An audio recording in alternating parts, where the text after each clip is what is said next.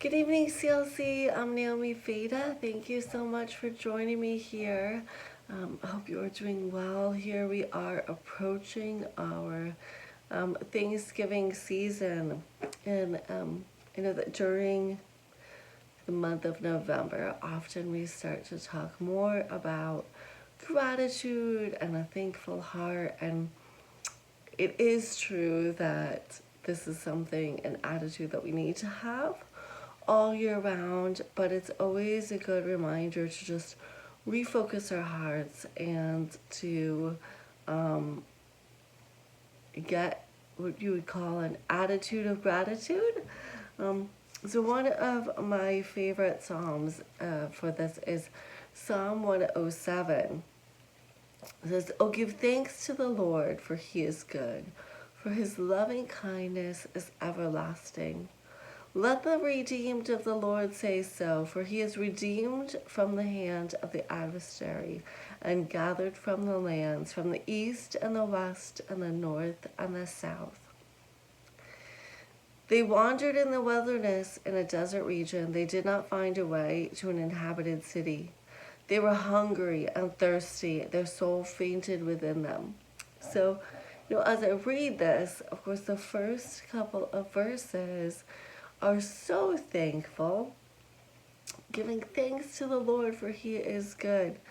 And yet, when you go down to verse 4, they're wandering in the wilderness. It says they're hungry and thirsty. And it sounds to me like maybe what's happening isn't what they expected, or it's certainly not very pleasant. I think we can maybe all relate to that a little bit. I'm going to continue on verse 6. "Then they cried to the Lord in their trouble, and he delivered them out of their distress, and he led them also by a straight way to go to an inhabited city. Let them give thanks to the Lord for his loving kindness, for his wonders to the sons of men. He has satisfied the thirsty soul, and the hungry soul he has filled with what is good."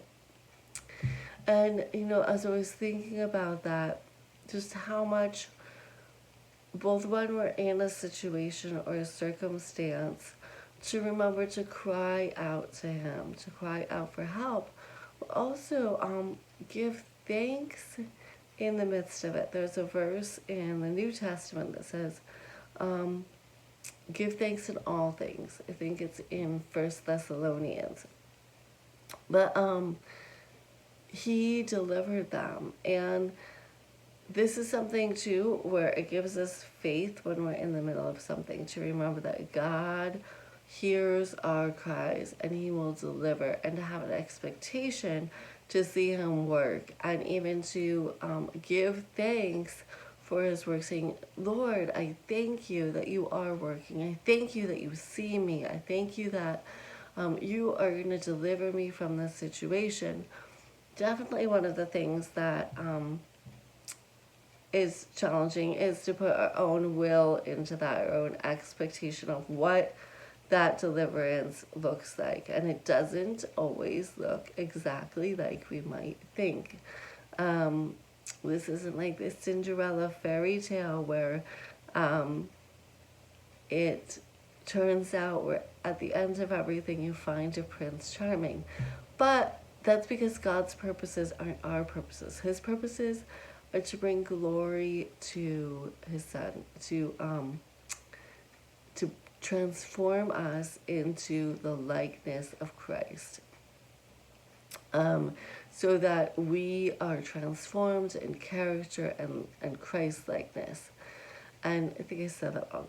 His purpose, take that back, that statement where I said his purpose is to glorify the Son. It's the Son's purpose is to glorify the Father, but the Father wants us to become like Christ. And so through that, we can even, that's another area where we can give thanks. Thank you that you're using this in my life to become more in the image of Christ. And as we surrender that, he will mold us and make us and shape us into that person that He would have us to be. So as you go about this week, rather than looking at maybe something that is unpleasant or isn't, that you're in the middle of, give thanks. He's with you in it, and He's doing a good work. So God bless you, and I look forward to seeing you next week.